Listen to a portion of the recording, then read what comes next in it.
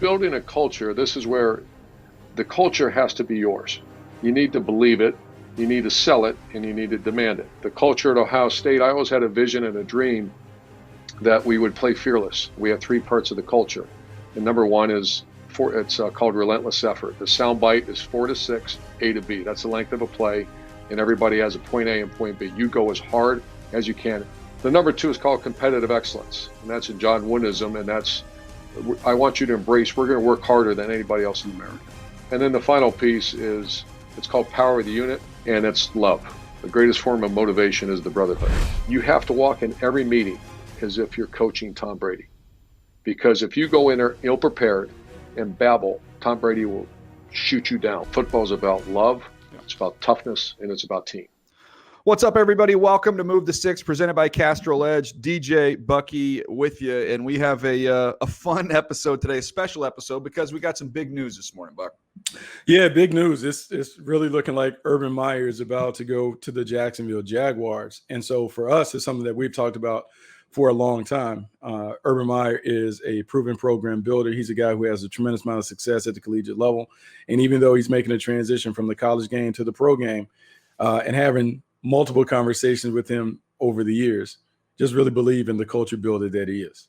So what we're going to do on today's episode, we're going to talk here at the top about what we think about this fit, how this is going to work out, and then we're going to throw to some sound from the two interviews we've done with Urban Meyer on Move the Sticks, with some other key topics, including, what a championship culture looks like, what he looks for in a quarterback, talking about how he's going to be in front of the room, the importance and what that will look like with the Jags. We can now kind of take everything we've learned from the past and kind of project it into the future there with Jacksonville. But I'll give you the first word on this, Buck. Do you like the move for Jacksonville, and what do you expect? I love the move for Jacksonville. I love the move because the move gives them a program builder, a culture builder. There are certain situations where you need a play caller to kind of refresh and retool the program. And there are other things where you need a complete rebuild, a complete change of culture. And I know we talk about that word being overused and kind of misappropriated, but I think it's really applicable here, because in Jacksonville, when you have lost as much as they've lost in recent years, there's a lack of confidence around the building. There's a lack of, maybe I would even say, self-esteem around the program, and you need to build that up. And the best way you can build that up is to have someone walk in not only full of confidence, but full of, knowledge of how to do this. And so because Urban Meyer has done it, and I know everyone will point to Ohio State and Florida, but I think the bigger things to me, because he was able to do it at Bowling Green and at Utah, I think his ability to do more with less really applies in this situation, because everyone thinks it's about acquiring the best players and all that other stuff, and it is, but it's also about developing players and putting the pieces of the puzzle together so you can have the best team. I think his experience should serve him well in this situation. Yeah, I like it. And, I know you said you're going to write about this, and we've been talking about this for a little while. It feels a little bit like Jimmy Johnson going to the Cowboys. And I put that on Twitter, and somebody wrote back, said, yeah, but the Cowboys had a history of championships in their organization. I'm like, not under Jerry Jones, they didn't. That was Tex Schramm and Tom Landry and company. This was a whole new era of Cowboy football, which they had not done very well. So this to me made sense for them to go in this direction. The Cowboys had Troy Aikman already in place, right, when Jimmy came there. No, that was his first pick. Was that Jimmy? That was Jimmy's first pick, was Troy. Yeah, Jimmy's first pick was Troy Aikman. They were 1-15 that first year. Yeah. Yeah, 1-15. They had 4 straight losing seasons prior to Jimmy Johnson. They get Troy Aikman. They get 1-15, but then we talk about the Herschel Walker trade. You get a boatload of picks. They hit on that. They go 1-15, 7-9, and then the dynasty took place. So So you've got a similarity there, and this Jags team with all these picks. Now they don't have the Herschel Walker trade, but they come, I think, 4 of the top 65. Buck, is that what it is? Yeah, 4 of the top 65, like $100 million in cap space potentially. Yeah. So, and you've got options with those. I would assume first pick you're going to take your quarterback, but after that, you could always trade back and get more picks next year and do whatever you want. You got a lot of flexibility there. So that to me gives you a chance to build what we've said. Urban Meyer needs to go someplace with a young roster and kind of build it from the ground up. Him going to a veteran established team, I don't think would make as much sense. But he's got a chance to craft this thing and build it however the heck he wants. So that to me is interesting. And then look at the landscape of this division. You've got Indianapolis, who could be in a situation where their quarterback retires. So that's a little bit of a reboot there. You've got Tennessee, who more than likely is going to lose their offensive coordinator. So they've got a little turnover there. And then Houston, I don't want to use the word dumpster fire, but it ain't great. It's not great. The relationship there between their quarterback and their organization is not good. They don't have draft picks. It's in a little bit of turmoil down there in Houston. So, man, I think this is the right opportunity for this organization to really try and build something special. I think it is the right time. And I think also his preferred style of play works well in that division. And even though he's not the offensive play caller, whatever, he has a vision for how his teams play. And if you go back you go back to Bowling Green, but my first exposure to him was at Utah. We know how physical those teams were in Utah. I remember stepping on the practice field and watching those guys go. And he had Alex Smith and Paris Warren and some of those other guys and how physical they played. And I watched him play a Texas A&M team that came into that building. I think it's Rice-Eccles Stadium, and absolutely got drummed because they physically beat them up. And then you watch him take that same plan and go to Florida and do the same stuff. And then what he was able to do in Ohio State. So you're going to see a very physical football team. You'll see a young football team that he will develop. And the beautiful thing about inheriting the Jacksonville situation is I was in Jacksonville when Tom Coughlin was there. And the reason why Tom Coughlin initially had success is because when you have a bunch of young players that are coming right out of college, they don't know any better. And so if you come in with a collegiate style program that may entail more work or the grind or whatever, well, that's all you've ever done in college. And so it's easy to get younger guys to buy into that than older players who are kind of set and settled in their ways. And so having a clean slate, having a young roster that does have some emerging players, I think that is really, really appealing to him. And I don't think it hurts having the number one overall pick and a guy like Trevor Lawrence sitting right there where you can start from day one and think about this as a 5-year process to get this program up and running. You know who had a great day here is the ticket department, because I would imagine ticket sales already. I mean, we talked about it. The excitement that you telling me about, the excitement just with them having the number one overall pick. Now you take it up to a whole nother level. Yeah, and this is a combination of a few different things. Like the Trevor Lawrence thing really sent the ticket sales through the roof when I talked to my people down in Jacksonville. But now, remember, Jacksonville is only a stone's throw away from Gainesville. I mean, literally, So you think about the success, and people will always point to, well, oh, he left it in a bad situation. But the one thing I know, the Florida Gators have not hoisted the crystal ball or the trophy since he left. And so there's a faction of fans that remember how successful he was. And so Jacksonville has a collegiate feel to the town. It's a small market. It is very similar to what I would say Buffalo and Green Bay. And so you have a rabid fan base that is desperate for a winner. And because they haven't seen a winner in a long time, what Urban Meyer's arrival does, it gives them hope.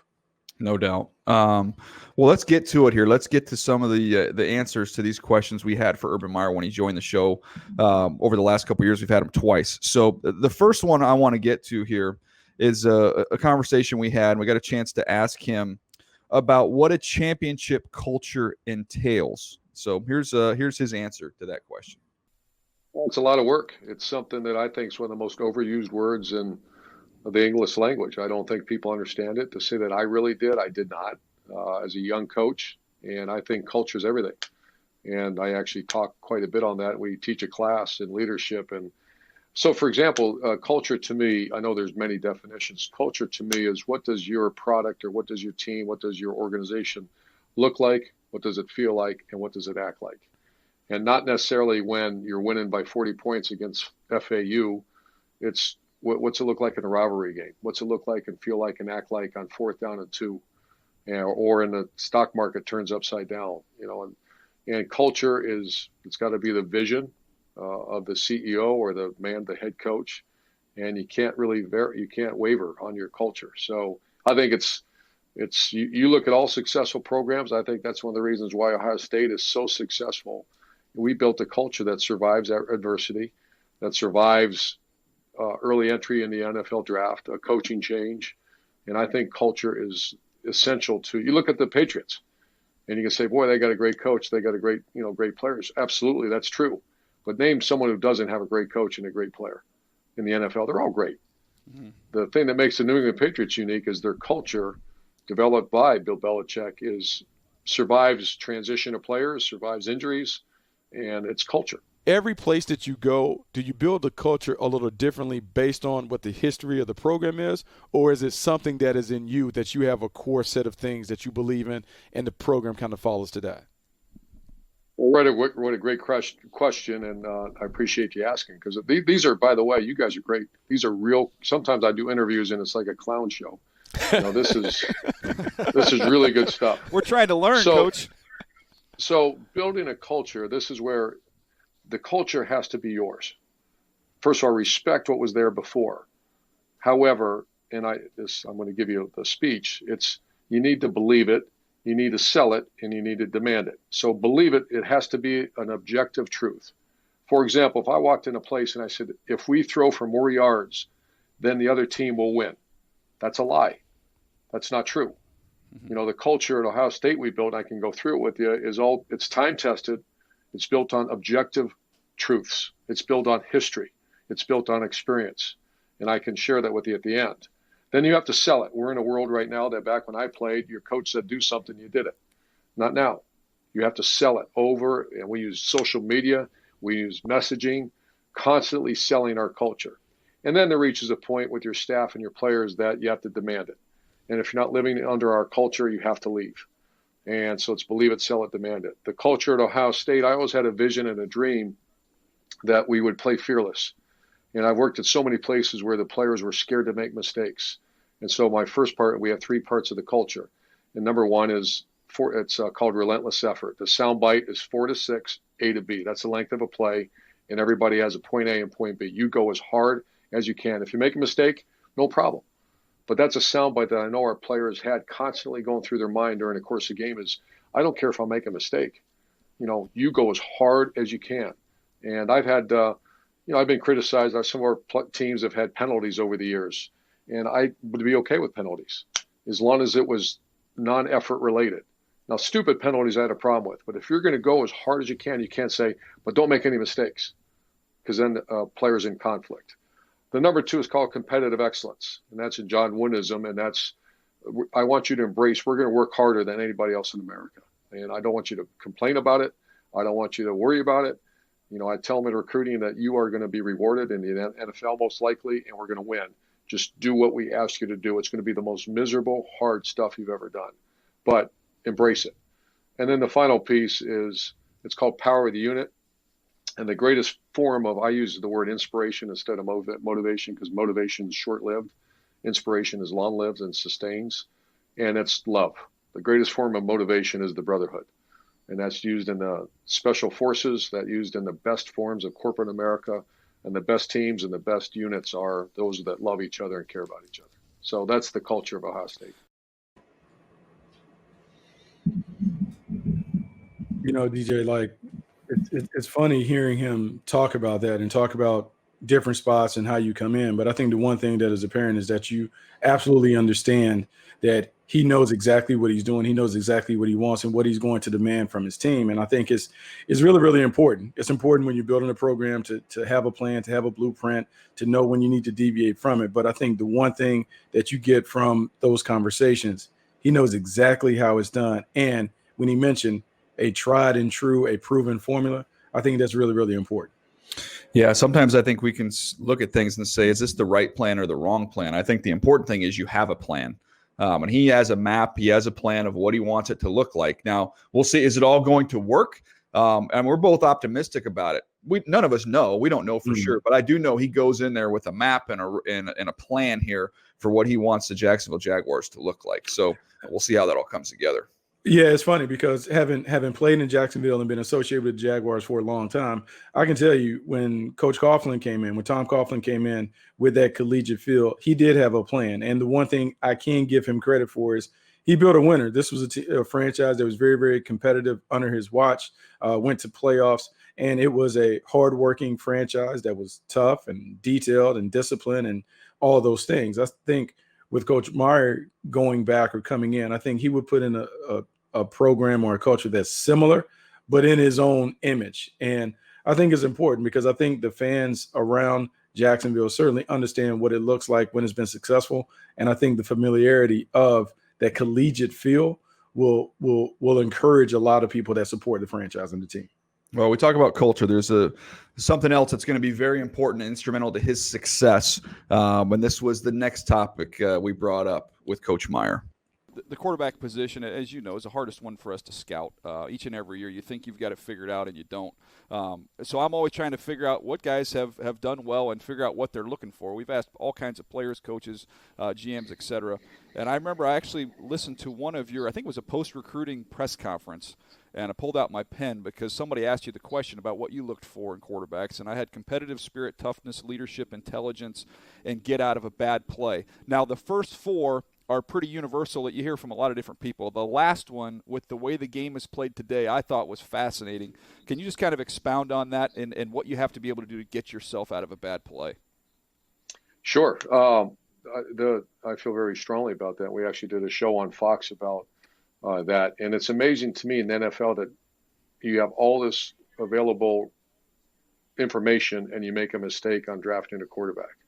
That amazes me. And it's the same thing in recruiting. I get very upset when one of our coaches recruits someone and, everyone, black, white, tall, short, fast, slow, from south, from east, from west, all those things don't matter. Society wants to believe that matters, those type of things. It doesn't.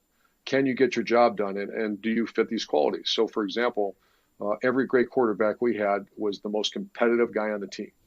The number two thing, he was the toughest guy, and you have to be nowadays. You're the face of the program. If you're not tough, don't draft him, and we shouldn't recruit you.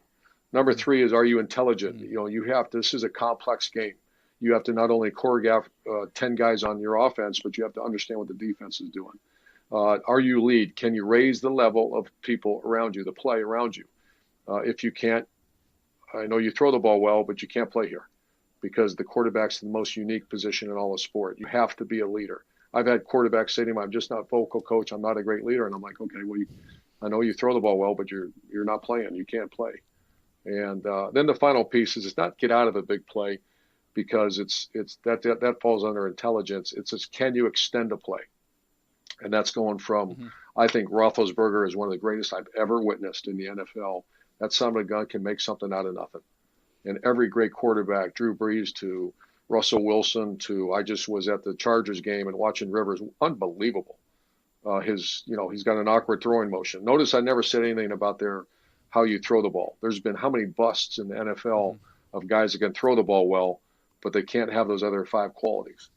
And I feel very strong about that. And I also feel strong about that, the top four in every position we recruit. This game's too hard. And you'll get exposed on, third down or fourth down and 2 in the third quarter on a bad weather day when you're down by 7 if you don't have those top four qualities. What do you think, Buck? I mean, I think he hit the nail on the head. I think what's interesting, he talked about all the qualities and didn't mention any of the physical stuff. It was all about how the guys made up and the competitiveness and the toughness and the ability to lead and inspire. And DJ, we have talked about it on the program before. The one thing that you look for from a franchise quarterback is, does he give those around him hope? Do you feel like if we give the ball back to QB1, we have an opportunity to win, because he'll find a way to get it done? And we don't know what that looks like, but he will find a way to do it. And I think your analogy is the best one that I've heard in a long time. If he was playing pickup basketball with just 4 dudes, can he find a way to stay on the court? Yep. That's really what it's about. We can talk about all the stats or whatever. Are you a winner? Can you get your team to the winner's circle in spite of the circumstances? That's what I want for my QB1. Yeah, it's interesting. I think a lot of people will show the image of Urban Meyer sitting in the stands this year for the Clemson-Ohio State game, where Justin Fields did outplay Trevor Lawrence in that game. And I think a lot of people are going to point to that, and it'll create some conversation of, man, could they potentially take him over Trevor Lawrence? And I think people soon forget the year before, if you remember in that game, you talked about competitiveness, toughness, and leadership. How about the shot that Trevor Lawrence took that thought might knock him out of the game? It was a penalty on that one, as everybody knows. They come back out onto the field, and the next image I have is of Trevor Lawrence taking off and running for 60-plus yards and then coming back and taking over that football game. So to me, I think he checks that entire list off. He absolutely checks that off. And I think when you go back and look at his history, he has only lost 4 games, I want to say, in his lifetime from high school through college. And I think, man, winners win. And I think there is something to that. And you talked about the toughness. The one thing that I would never question about Trevor Lawrence, we can talk about how he's a generational talent in terms of his ability to throw it. He's a tough dude. And even when it wasn't going right in the game in the semifinal, when they lost to Ohio State, I never saw him flinch. I never saw him blink. I never saw him stop trying. I didn't see him kind of roll up and say, you know what, I'm going to the draft. So, hey, I'm good, coach, tap me out. He played to the end. And I think there's something to be said for the toughness and the competitiveness that's necessary to be a high-end winner. Let's stay on the toughness thing because we got a couple more bites from him on just how important that toughness is, especially at the quarterback position.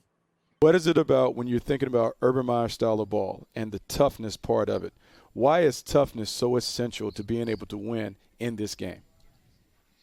Well, the game was about toughness years before we entered the scene, and I got news years after us. This game, I know there's, spread offenses and what's the other one, air raid and all that. And the bottom line is that when you start, the objective is to win conference championships, and then the next is to win. The ultimate is the national title, and it will never be done unless toughness is part of that team. And toughness, to me, is fight through injury, fight through adversity. Toughness doesn't mean a bully. Doesn't mean that I'm going to go take a cheap shot at someone. To me, that's stupidity, and that's being a coward. Toughness to me is the guy that is going to run down on kickoff at 22 miles an hour and hit something going the other way at 20 miles an hour. And it's the guys on punt team. It's the guys that the defensive tackles, nose guards. Toughness to me and coaching to me is getting people. Coaching to me is getting people to do the unthinkables, the hard. A guy that can teach a guy how to throw a corner route or catch a touchdown pass. That Donald Duck can do that. Can you teach the toughness and demand the toughness? To me, that's a great coach, and that's got to be a part of your culture. Because the game will. I got news. I don't mean to disappoint some of these people that think that throwing the ball is the only way to win. I see some of the hires in the NFL, and I see some of the, to me, it's almost a disrespect to the game of football. Football is about love, It's about toughness, and it's about team. That is great stuff, Coach. I keep hearing the word toughness. With the Baltimore Ravens and the scouting department, we had speed, toughness, and instincts were the 3 that we kind of boiled everything down to, and that's what that culture of the Baltimore Ravens has been about forever. And it's no mystery to me that they've continued to win year after year. The players change; it doesn't matter because that's where they hang their hat. When you're evaluating quarterbacks, how can you determine if they have the right toughness, the right stuff inside to be the leader of the team and really a winner? Well, that's a great. I agree with how do so many people make mistakes, me included, and in the NFL when you have all that time and resources, he gets enamored by how the guy throws the ball. Well, I got news. That's a lot of people throw the ball well. What throwing the ball well does not make Tom Brady Tom Brady. Drew Brees, the reason he's the way he is not because he throws the ball well. And the Rivers guy. He actually doesn't throw. It's an awkward throwing motion, but he's a tough guy, and he's a leader, and he's a competitor. So the older I got, we made very few mistakes on quarterbacks. And that's because we had set criteria that we would not take you if you didn't fit our criteria. And how do you evaluate toughness? I love the guy like Joe Burrow. I know he had all his success after he left us, but he was unrecruited. But we took him because of basketball. He was a maniac competitor. Tough as nails, under-recruited, and we said, let's take him. J.T. Barrett is the most glorified, most accomplished quarterback in the Big Ten. Why? Yeah, he's a little undersized. He doesn't have the greatest of arm, but he's tough and he's a competitor. And toughness is not that hard to identify if you really do your homework. Yeah, there you go. A little bit more on the importance of toughness there. I think he said it quite well there. Buck, one of the things he's going to have to do now is he's going to have to get in front of an NFL team. Grown men, it's going to be different than the college level. But still, I think the importance of what you bring to the meeting room is something Urban Meyer definitely understands. This is great. This is great for you, too, as a coach. Bill O'Brien told me one time, we're talking about coaching Tom Brady, and he said, and I've been guilty of this, you have to walk in every meeting as if you're coaching Tom Brady. Because if you go in there ill-prepared and babble, Tom Brady will shoot you down. You know, he'll make you feel like you just wasted people's time.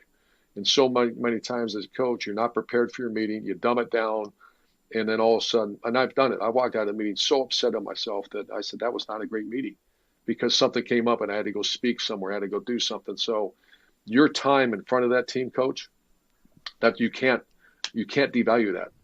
So you're going to impact every meeting. I would look at myself and say, before I went in, I said, I'm going to change someone's life today. This meeting will be the difference that we beat our rival.